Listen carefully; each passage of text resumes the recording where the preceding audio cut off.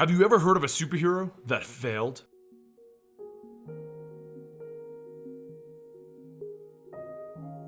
Welcome to Origins. We go over the origins of your favorite superheroes and villains. Today, we're going to be discussing Jessica Jones, also known as Jewel, the founder of Alias Investigations.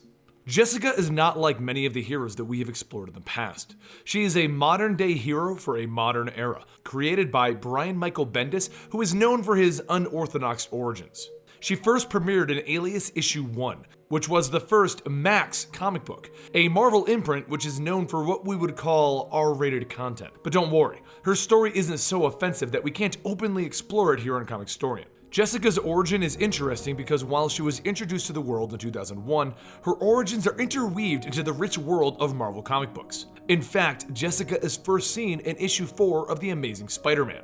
You see, Jessica Campbell went to Midtown High the same as Peter Parker, where we discover that she had a mad nerd crush on him. She is a lot like him in many ways, quiet and outcast, and an introverted girl who has her nose stuck in the books.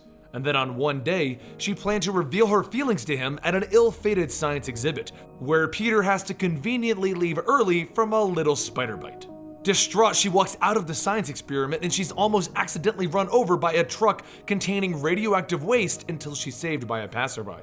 But she would not avoid an ill-fated accident because, as you know with Marvel, every hero needs to have an accident. While on a family trip to Disney World, sponsored by the illustrious Tony Stark, he's so nice, an argument with her little brother causes an accident with a military convoy where her entire family is killed. But when we next see her, she's miraculously alive, and we soon discover that she's been adopted by a foster family with the last name Jones, which she later decides to inherit. She eventually goes back to a normal high school life, but she is treated as an outcast mostly because of the time that she spent in a coma after the accident. Going home from school one day, she finds that she's gained superpowers from her accident because of the hazardous wastes that were on board the trucks that took her family's lives. While experimenting with her flight powers, she crashes into the bay and is rescued by Thor, upon which she discovers that she also has superhuman strength. Then, on her next flight test, she accidentally crashes into the C-list villain Scorpion, allowing him to be captured by the authorities. This accident actually inspires Jessica to try her hand at becoming a costume superheroine, Jewel.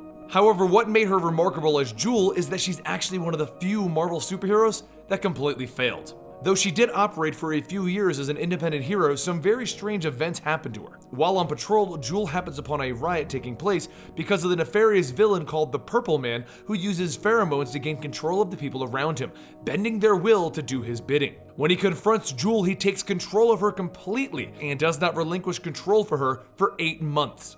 In those months, she's forced into a physical and mental humiliation, all because of her pitiful failures dealing with the other superheroes. One day, she flies to the Avengers mansion hoping to find Daredevil because the Purple Man wants her to fight him. But because she's so far away from the Purple Man's effects, she mistakenly attacks another Avenger in red attire, the Scarlet Witch, which is at the time Vision's wife. With this attack, she begins to shake off Purple Man's control, but she's too scared to explain to the Avengers why she did it, so she decides to leave the scene. Well, that never looks good when you attack an Avenger and then you flee, and it doesn't stop an infuriated Vision from going after her and beating the snot out of her. Thankfully, Ms. Marvel eventually stops any further assault, but he hit her so hard that he put her back into a coma. Later, with the help of Jean Grey, she overcomes the powerful mental effects of Purple Man, and the whole misunderstanding is put behind Jewel and the Avengers. She is offered a job as a SHIELD liaison, but because of the whole Purple Man incident, she decides to leave behind her superhero persona, feeling that she's unsuited for the entire job. She also suffered a severe amount of emotional damage, which leads to her becoming a very self-destructive person.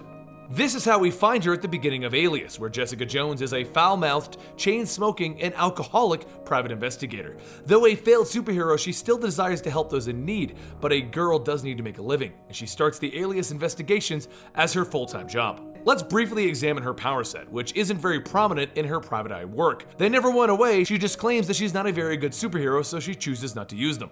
The exposure to the hazardous waste from her accident somehow imbued Jessica with the powers of crushing, throwing, and punching stuff very, very hard.